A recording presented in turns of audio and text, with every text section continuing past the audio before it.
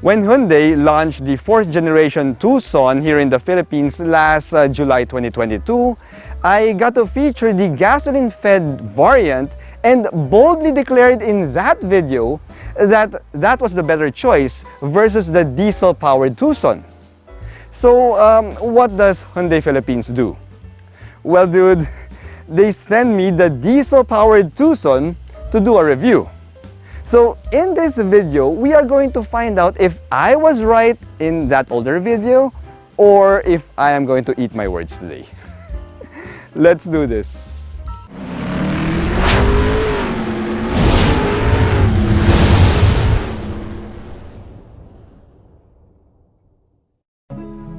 Despite the gradual move towards cleaner fuel options like hybrids and EVs, diesel-powered vehicles are still a popular choice here in the Philippines. In the compact crossover world, the Hyundai Tucson GLS Plus has the distinction of being the only diesel-powered compact SUV available for below 2 million Philippine pesos. Coming in at 1,840,000 Philippine pesos, the Tucson GLS Plus is priced well for a premium diesel-fed compact crossover, but since the gasoline-fed Tucson can be bought for nearly 300 grand less, can this diesel-powered Tucson make a strong case for itself? Let's find out. Here at Reagan's Rides, we do car reviews of SUVs, sports cars, trucks, and everything in between. So subscribe and hit the bell. Before we begin, a tiny caveat. I haven't driven the gasoline-powered Hyundai Tucson GLS yet. Now that's scheduled for after this video. However, I did read the reviews of, let's say, carguy.ph, Ulysses Ang, and I also watched the driving impressions video of my good friend Ju of Soju Cars, who got to drive the gasoline-powered Tucson also. And both of them said that the driving dynamics and the driving performance of the gasoline-powered Tucson was underwhelming. Now, dude, that made me really thankful that I got to drive this diesel-powered Tucson GLS Plus first. Because, oh boy, this crossover has a big set of balls. Just like any new Hyundai, we also have drive modes here, and if you just want to save fuel, then you should just keep it in eco or smart modes. You see, the fuel economy in eco mode is nothing short of phenomenal, dude, giving back 13 kilometers per liter in the city and 22.2 kilometers per liter on the highway.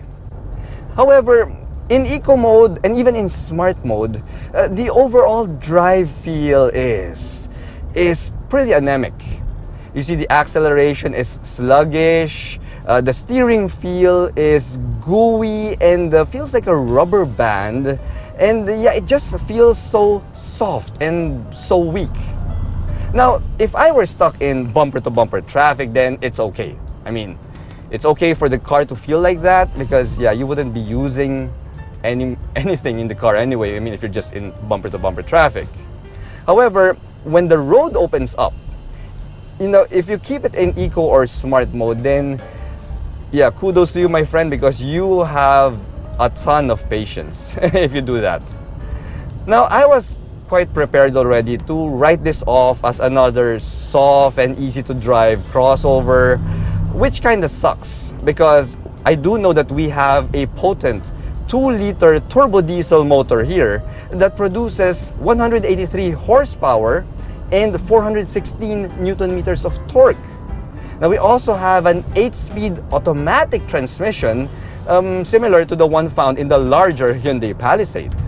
So I was wondering where all of that power is until I remembered that this, my friends, also has a sport mode.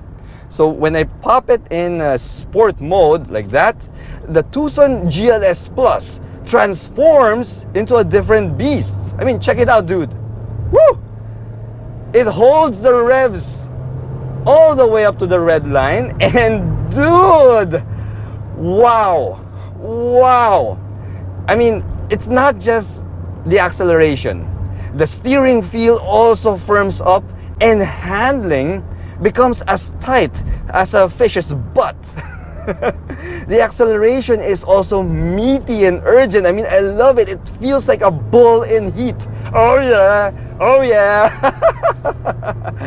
It really feels like a bull in heat, man. I mean, yeah, give it to me, give it to me.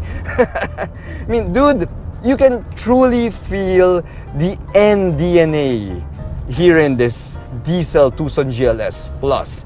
And for those of you who don't know what I mean by N, well, N is the performance division of Hyundai, pretty similar to Type R of Honda, or let's say M of BMW.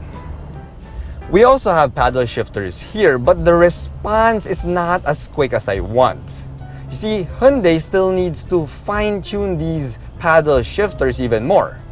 Now, in case you're wondering how to use the paddles, we'll just tap on any one of these two paddles and you'll enter manual mode. And if you want to go back to drive, well, just press the D button here in your center console and you're back in drive mode. So the thing is, guys, because of that poor response of the paddle shifters, if let's say spirited driving is in order, you know, just pop it in sport mode and leave it in drive and let the car do all the work. Driving the diesel-fed Tucson in sport mode is its greatest redeeming factor because that drive performance goes quite well with its overall exterior design. Now, dude, let's take a moment to fully appreciate just how gorgeous this Hyundai Tucson is. I mean, there are some people out there who don't really appreciate the overly futuristic design that the newer Hyundais have now. But personally, dude, I like it. I mean, I like it a lot. I mean, given the fact that most crossovers are starting to look identical nowadays, kudos to Hyundai for going the extra mile and giving us this, you know, this futuristic looking black chrome jewel-like front grille there, and they even managed to incorporate the LED DRLs here on the side. However, guys, the only nitpick that I have here in this design is the fact that we don't have any fender hunches here on the sides of the hood. Yeah, and the fact that this hood line slopes downward. Yeah, you know, if you're driving the Tucson and you're kind of vertically challenged like me, yeah, you're going to have a hard time finding the cutoff of this hood. So you should take care when you're driving the Tucson around in tight spaces.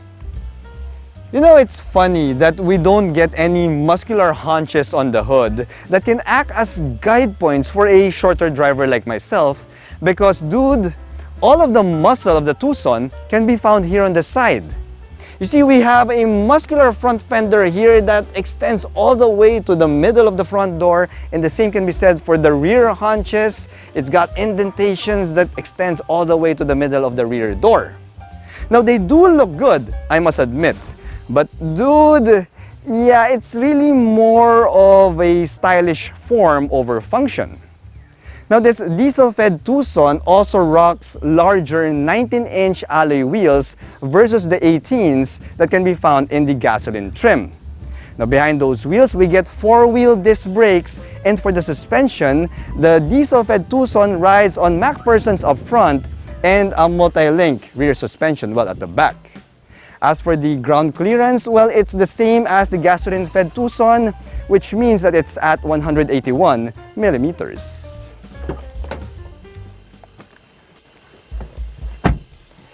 Hyundai works some form of visual magic when it comes to the cabin design. You see, there's a wraparound feel to this cabin, and when you pair it with a smaller than usual dashboard real estate, yeah, this gives it a bit of a feeling of more space here inside. You see, it feels really roomy despite the fact that we are in a compact crossover. Now, I would give points to the Tucson for that.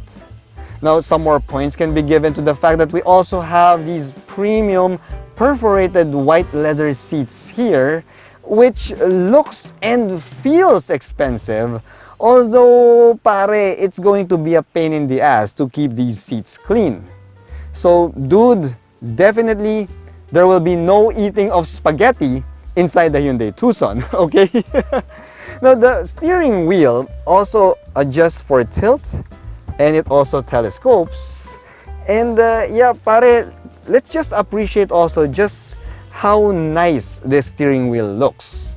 I mean, it's a little bit smaller in terms of diameter than the usual steering wheels, but this overall small diameter, yeah, complements that wheel design.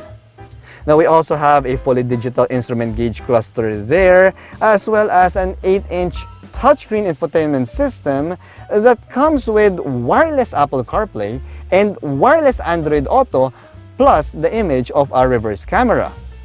Now, we also have a Qi wireless charge pad here, which complements the wireless functionality for Apple CarPlay and Android Auto. Now, you'll also notice that the diesel Tucson doesn't get a gear shifter here. Instead, we have buttons similar to the one found in the larger Hyundai Palisade. Now, dude, this might take some getting used to, but after a while, you will get the hang of it.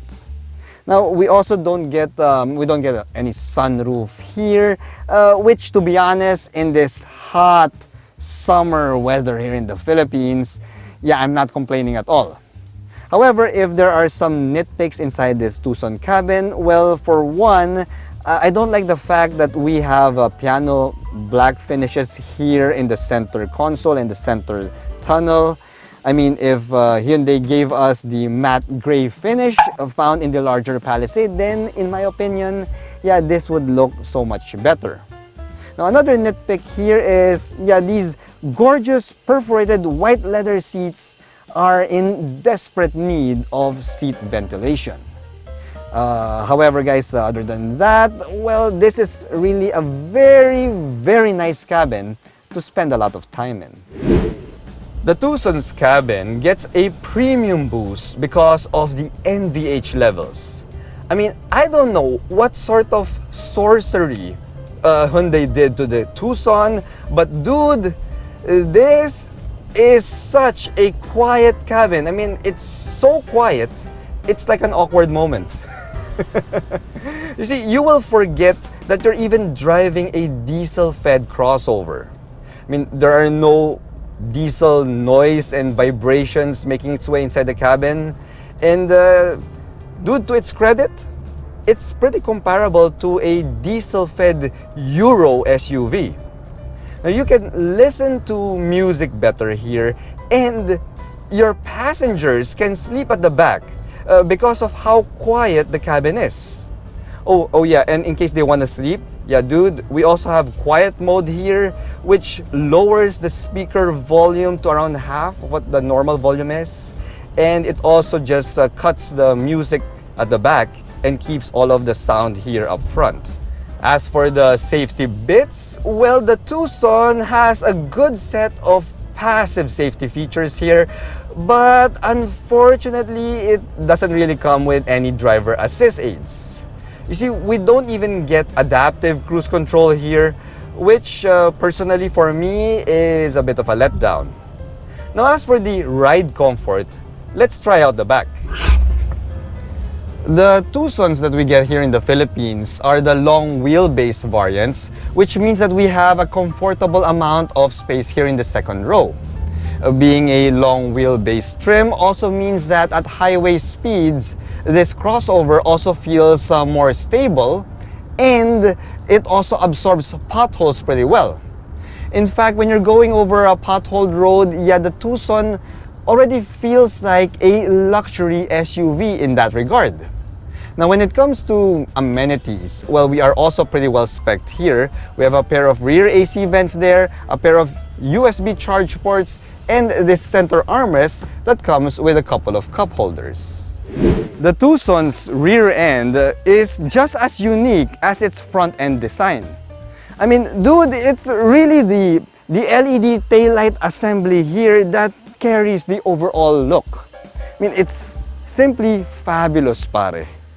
Now, the diesel-fed Tucson also comes with a smart power liftgate here, and when we pop it open, you'll see that we get over 1,000 liters of cargo space right here at the back. Now pare, that is good enough for 3 up to 4 medium-sized luggage here. In fact, this cargo space is so big that underneath the floorboard, well, pare, we get an actual 19-inch spare tire here. I mean, pare, that's not bad for a compact crossover. So, is the top-spec diesel-fed Hyundai Tucson GLS Plus worth the added 270,000 Philippine pesos over its gasoline-powered sibling? Well, it depends. If your primary use for the Tucson is a comfortable city cruiser and don't really mind the slightly higher gasoline price at the pump, then paying an extra 270 grand for this diesel Tucson is probably not worth it. But if you're a driver who loves performance and always drives on the open highways, then this top-spec Tucson GLS Plus makes a strong case. You get twice the torque over the gasoline Tucson plus 2 more gears in your transmission. The thing is, I am a driver who really loves performance, so it looks like I will be eating my words today. Because for me, the added power and performance of the Tucson GLS Plus makes it absolutely worth it. Thanks for watching.